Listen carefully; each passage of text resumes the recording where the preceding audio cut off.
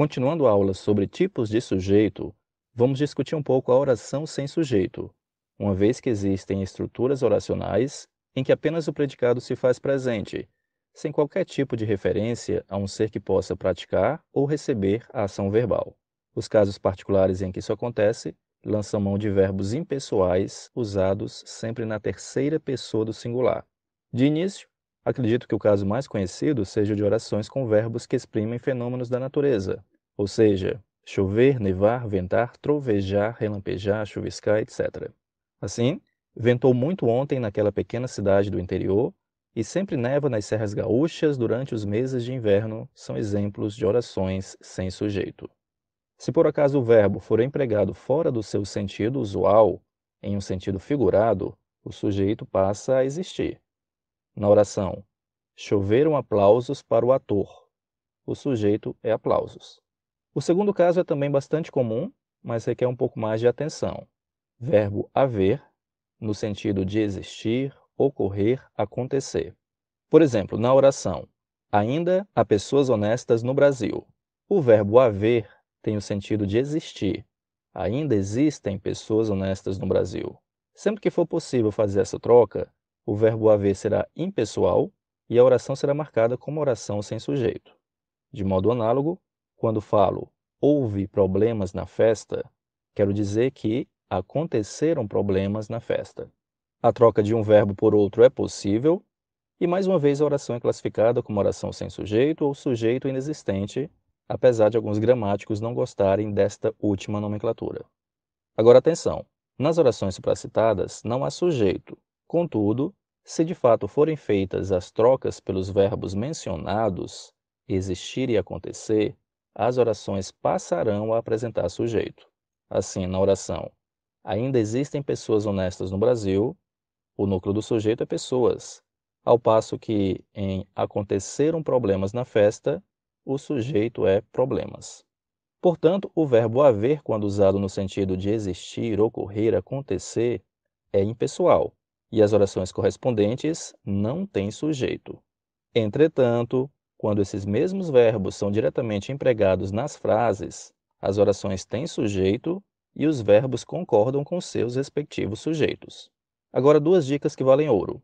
Os verbos impessoais, por não terem sujeito com o qual concordar, ficam sempre na terceira pessoa do singular, ok.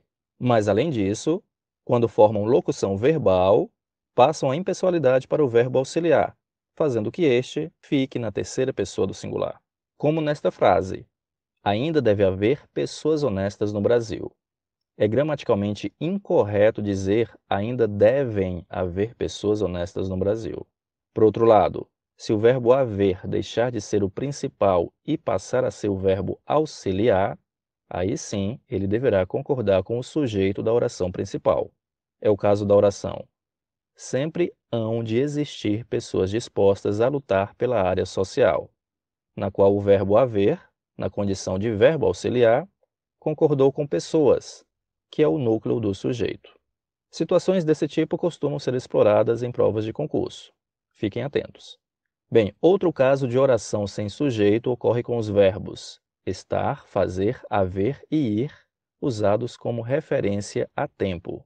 Já faz 3 anos que partimos, havia 10 anos que ele prometera a construção da casa, vai para uns 2 meses que ela iniciou o tratamento, estava muito tarde para deixar o local. E não se esqueça de que quando esses verbos fazem parte de uma locução verbal como verbo principal, eles tornam impessoal o verbo auxiliar. Então, o correto é dizer, já vai fazer 10 anos que meu irmão foi embora, e não já vão fazer 10 anos, ok?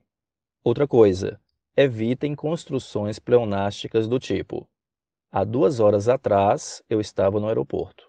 O verbo haver já é suficientemente empregado para indicação de tempo passado. Diga apenas, há 2 horas eu estava no aeroporto. Também a oração sem sujeito com o verbo ser na indicação de tempo. São 2 horas e 30 minutos, hoje é dia 24 de abril. Com o verbo ir, seguido das preposições em e para no sentido de tempo transcorrido, apesar de não ser tão comum, vai em 10 anos que nossa bisavó faleceu, vai para 15 anos que ele conseguiu ser aprovado no concurso. Com o verbo passar, seguido de preposição e também com referência a tempo, passava das 10 horas da noite quando o táxi chegou. E com os verbos bastar e chegar, seguidos da preposição de em construções como estas. Basta de tantas perguntas tolas. Chega de saudade, a realidade é que... E aqui encerramos esta aula, pessoal. Curtam, comentem, compartilhem e o mais importante, não se esqueçam de se inscreverem. Acreditem, cada inscrição é muito importante para nós. E é isso aí. Valeu, até a próxima.